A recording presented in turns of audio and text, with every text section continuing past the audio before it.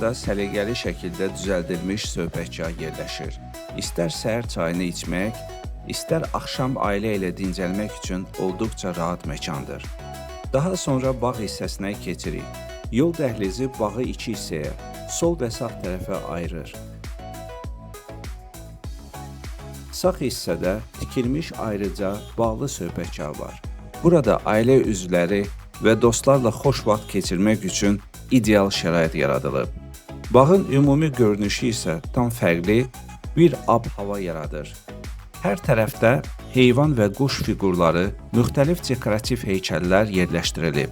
Bu da əraziyə xüsusi bəzək və pozitiv enerji qatır. Bağda həmçinin çoxlu meyvə və dekorativ ağaclar görmək mümkündür. Bağın sonunda yerləşən oturacaqda isə təbiətin səsini dinləyərək istirahət etmək üçün gözəl bir güşə yaradılıb.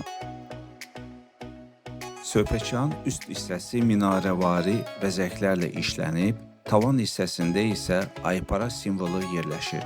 Bu elementlər birlikdə klassik şəhər memarlığın xatırladan gözəl bir dizayn effekti yaradır. İrəlilədikcə hündür aqlay daşla üzlənmiş 3 mərtəbəli ev görünür.